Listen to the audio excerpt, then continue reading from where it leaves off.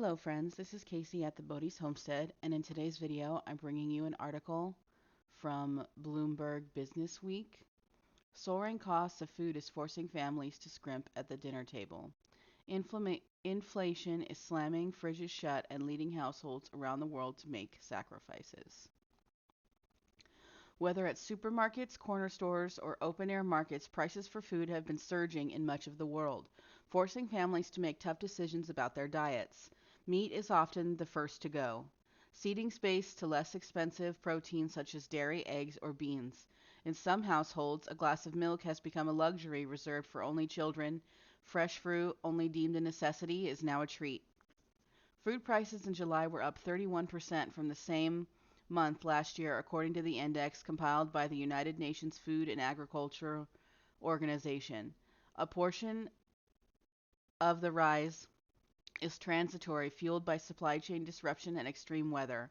Although some of the bottleneck caused by the pandemic show signs of abating, structural factors such as climate change and China's strong appetite for imports will likely endure. And here you can see the change in global food prices for oil, sugar, cereals, dairy, and meat.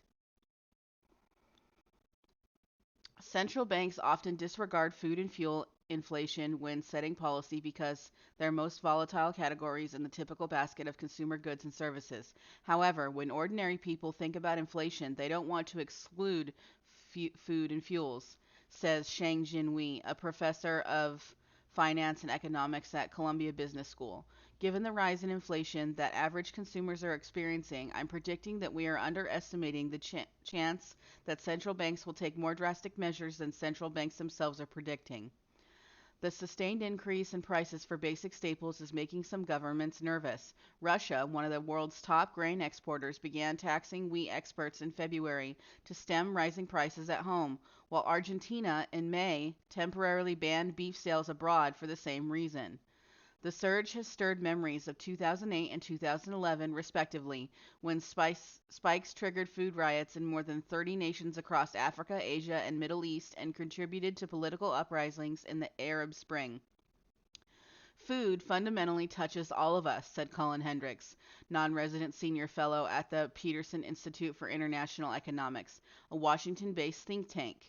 Everybody knows about the price of food and knows when it's increasing, regardless of whether or not they have any interest in politics. But for most households, relief is scant. Here are the stories of four families in Nigeria, Brazil, India, and the United States, spotlighting the kinds of trade-off middle and working class households are having to make to feed themselves. Lagos, Nigeria, two incomes and still not enough food. Nafisat Ekeren and her husband have been arguing more in recent months. He thinks she spends too much money on food. I tell my husband that the money he gives me is not sufficient and I still have to top it up. But he thinks I don't manage it well enough, says the local fashion designer from behind the wheel of her manual sewing machine. Everything goes into feeding. On visits to the market, the 36-year-old mother of three implores vendors to cut her a deal, something she wasn't in the habit of doing before COVID-19. I usually have to plead, saying, just please sell it to me. I don't have so much money on me. I get lucky sometimes, and sometimes I don't. When the price of a 4-kilogram bag of brown beans Ekren used to serve twice a week soared to 2,800 naira, $6.80, almost triple the cost in December, she removed them from the menu, adding to the list of compromises she's been forced to make to compensate for food inflation: fewer eggs, watered down hot chocolate, smaller portions, and no more fresh fruit for her 8-month-old baby. Food prices are surging in Nigeria for a host of reasons: supply chain disruption caused by the pandemic, restrictions on foreign exchange to pay for imports including rice, wheat, and fertilizer, currency weakness, and violence in key agricultural areas, which is driving some farmers off the land. Ekren's weekly grocery bill averages 20,000 naira, up from 12,000 this time last year. In busy times, the designer earns just enough to cover food expenses, but nothing extra. Her husband's salary from a civil engineering job, which swings from about 50,000 to 200,000 monthly, pays for the rent, the children's school fees, and other essentials. She estimates 60% of her weekly budget goes towards food. She still considers herself luckier than many others. Almost half of Nigerian households surveyed by the National Bureau of Statistics during the pandemic reported running out of food during the last 30 days because of lack of money or other resources, nearly doubled the rates before the virus. According to July report co-authored by Human Rights Watch and Justice and Empowerment Initiatives, that seems destined to grow. The World Bank expects the number of Nigerians living in poverty to climb from 45% next year from 40% in 2019. For Ekron, the Muslim Adha celebration in July was the most painful reminder of rising costs. She wanted to buy a ram to slaughter as in tradition, but the 85,000 price tag, as well as 55,000 she spent on an animal last year for her baby's naming ceremony. This year's ram was smaller. She ended up buying it, but was forced to pare down for the rest of the menu, and there were no leftovers to eat for days, as is the norm. We didn't have enough to share with people. That alone is killing me, she says. It was negatively different in every sense. Brazil. Expiration dates are just a suggestion. Even Isabel Francisca Teixeira Valdisi is impressed by her own ingenuity. She's managed to keep food on the table despite soaring local prices. It just took turning grocery shopping into a second full-time job. To find the best deals, several times a week she visits an open-air market, as many as 3 supermarkets within a 15-minute walk of her home in the outskirts of Garahos, bordering Sao Paulo. She diligently collects each week's supermarket flyers to compare special offers, and she'll go out of her way for a discount that helps keep her budget in check. Sometimes I see onions are on sale. I go there just to buy one of them, says the 60-year-old civil servant who lives with two of her 3 adult children. At least a quarter of her budget goes to food. Brazil is one of the world's largest producers of agricultural commodities, and ships crowd its ports to load grains, oilseeds, coffee, and meat. Much of the cargo is bound for China, where growing numbers of middle-class consumers are developing appetites for imported luxuries such as red meat. Meanwhile, food in Brazil is getting more expensive. Beef prices in July were up 43% from a year earlier, while chicken prices were up more than 20%, according to the Brazilian Institute of Geography and Statistics. Per capita domestic consumption of beef has fallen to its lowest level since 1996. Among the factors fueling food price inflation, the country is a weak local currency, which has spurred demand for exports while making imports more expensive. Then there's extreme weather. This year, Brazil endured its worst drought in almost a century, and a devastating freak frost, both of which curbed production on coffee, corn, sugar, orange juice, and vegetables. The scant rainfall has also sent the price of electricity soaring in a nation that relies overwhelmingly on hydropower. The combination of rising energy and food prices caused annual inflation to accelerate to almost 9% in July, complicating life for Brazil's central bank, which has raised benchmark interest rates 4 times in 2021. The squeeze could also affect President Jair Bolsonaro, his chances of securing re-election next year. Valdisi's adult daughter, who is in charge of most of the family's cooking, misses preparing some of her favorite recipes, including bife à roll, in which carrots and bacon are rolled tightly in a strip of beef. We haven't prepared this dish for a long time, Valdisi says. Instead, the family has been eating more pork, which is still more affordable, even though its price has surged alongside those for other animal proteins. Milk and dairy have also become more dear. We used to go to the supermarket and buy a box of 12 bottles of milk per month, says Valdisi, who retired last year but recently decided to return to work. Now I'm having tea every day, my daughter coffee. We rarely buy milk. The family used to purchase big tubs of yogurt, especially the fancier Greek type, but it's got too expensive, Valdisi says. When they really crave some, she'll hunt down containers that are close to their expiration date, which usually triggers markdowns from the sellers. The strategy also works for butter and cheese. Some products we freeze to extend the expiration date, she says. Talcher, India, straight to bed with no glass of milk. In Talcher, an eastern city known for housing the largest coal reserves in India, the stray dogs are hungrier than usual. Shop owner Biyaya Kumar Nayak used to spend 20 to 30 spare rupees a day to buy biscuits for the animals roaming the streets. but he's had to cut back to be able to afford milk for his children instead. His sons, who are 6 and 8, used to split half a liter before bedtime, but that stopped at the end of July. Nyack now buys just a liter a day from a local shop for tea and other household needs. His kids still get milk with their cookies, but they've started to ask what became of their nightcap, which pains him and his wife. I am even paying my milkman in installments as I don't have the cash to pay on time, says Nyack, 53. While he's been paying down his milk debt slowly, he's 4 months behind on his rent for his mom and pop shop, and his electricity bill is more than a year overdue.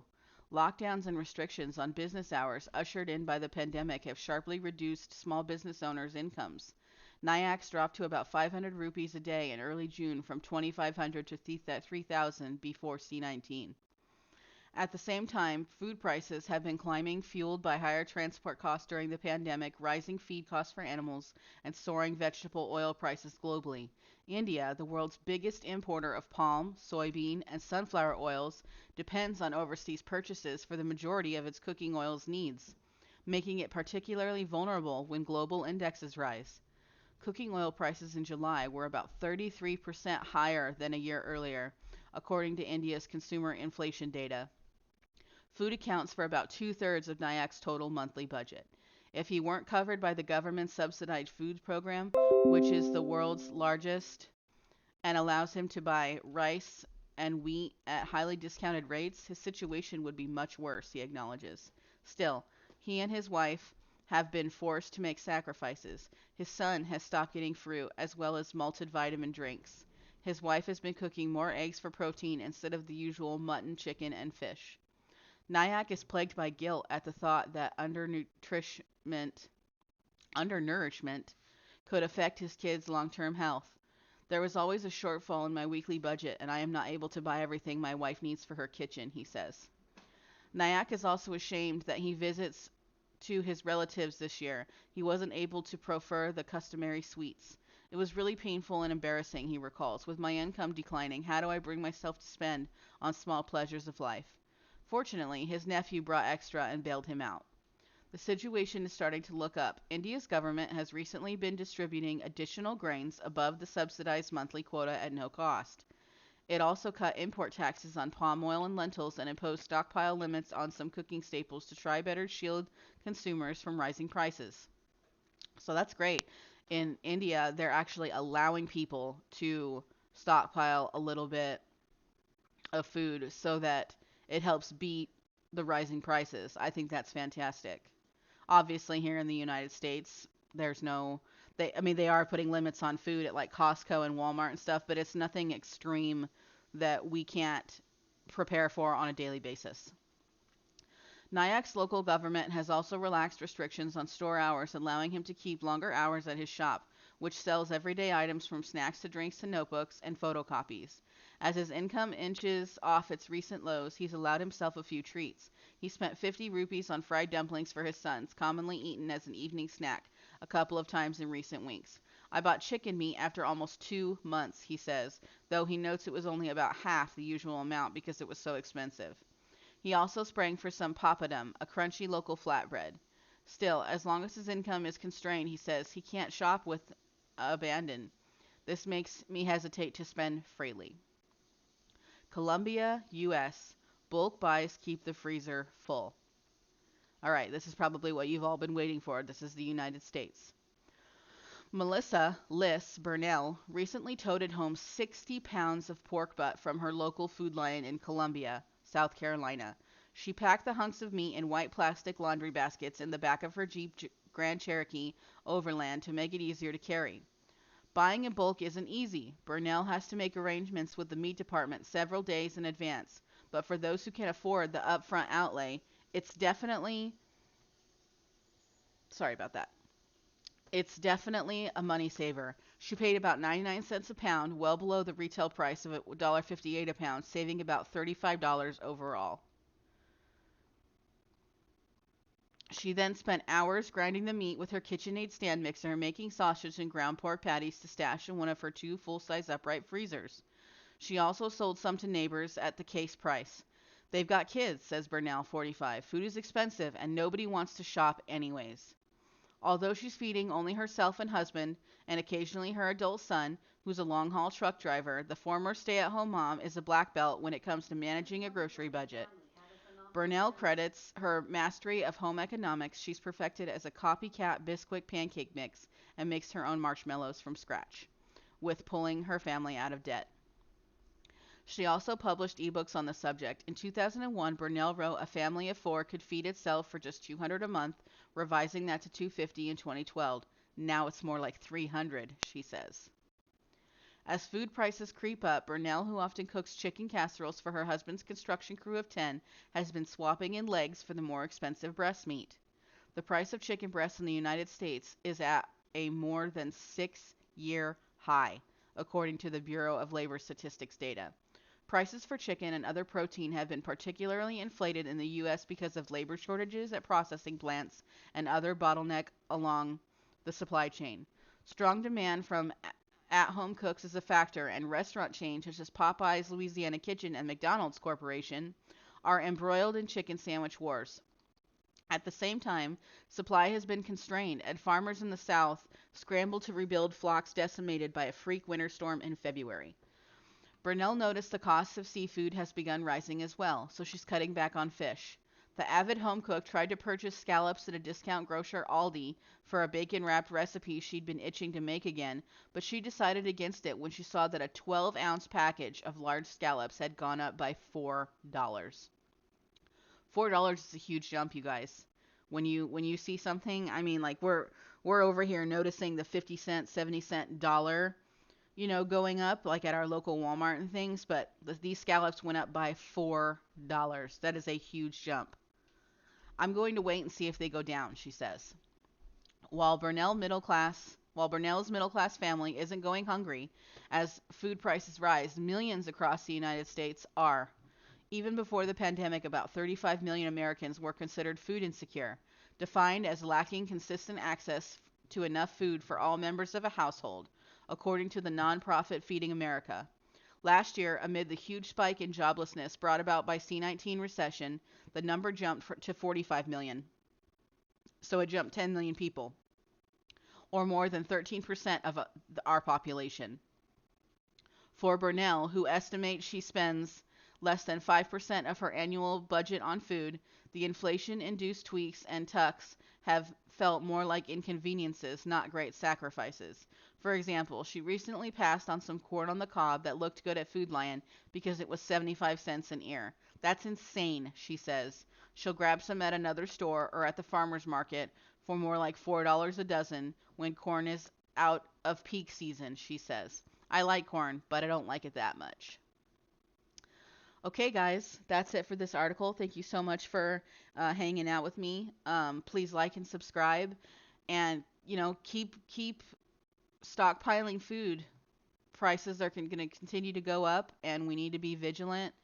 And remember, when you buy food today, you're beating the price of what it could be tomorrow. So thank you so much for watching, and I'll catch you in the next video. Bye-bye.